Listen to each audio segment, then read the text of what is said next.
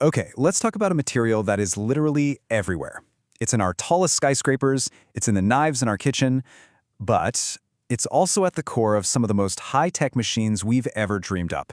We're talking about steel, of course, and today we're going to pull back the curtain on its biggest secret. So that's the real mystery, isn't it? How can one thing be a sword and a spaceship? It's kind of mind-boggling. The answer, and this is the cool part, isn't really about what steel is. It's about what we can make it become. And that story, well, it all happens at the atomic level. All right, here's how we're going to break it down. We'll start with the basics, the ingredients.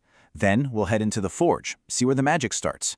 We'll follow steel on its cooling journey, see what happens when you cool it super fast, and then figure out how scientists tame that raw power to make it useful.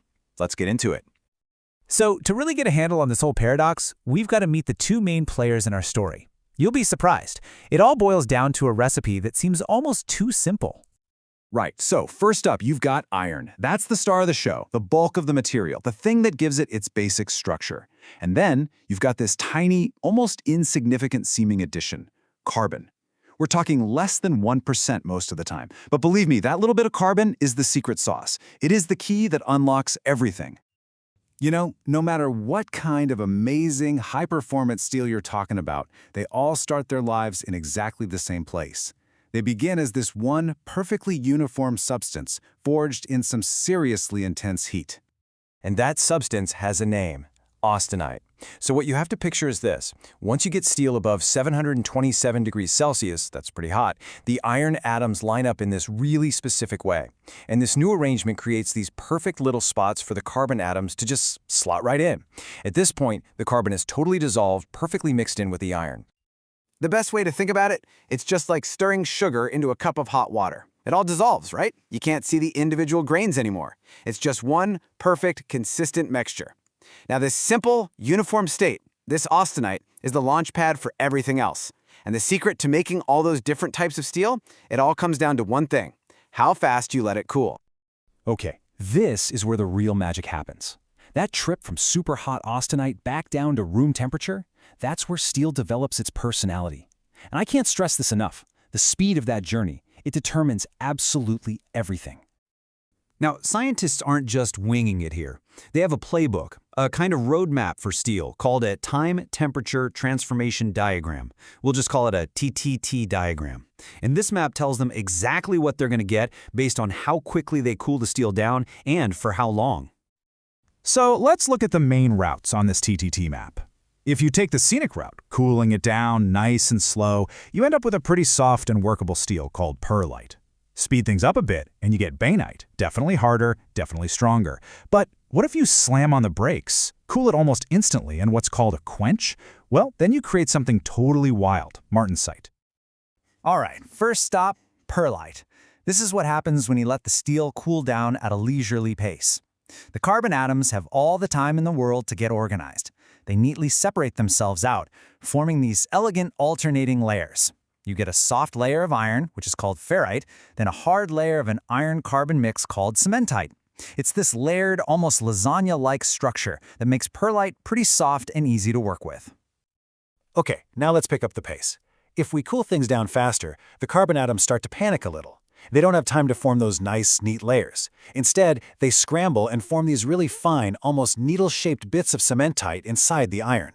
And this new structure, which we call bainite, is way better at holding its ground. It's tougher, stronger, and harder than pearlite, for sure. But here's the big question. What if we give the carbon atoms zero time to move? Like, none at all. What happens when you take that glowing hot austenite and just dunk it straight into cold water or oil? Well, that's called the quench, and it is, without a doubt, the most dramatic thing that can happen to steel. Yeah, this quote really nails it. The key words here are without diffusion. Now, diffusion is just a fancy science word for atoms moving around. And during a quench, things happen so blindingly fast that the atoms are literally frozen in place. They have no time to go anywhere. So what does that mean in practice? It means the carbon atoms get trapped.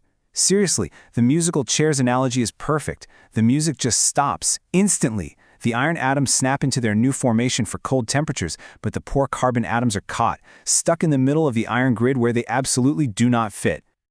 And the result of all that? Well, it's intense. By trapping these carbon atoms where they don't belong, you put the entire atomic structure under an insane amount of stress. It's like the whole thing is holding its breath.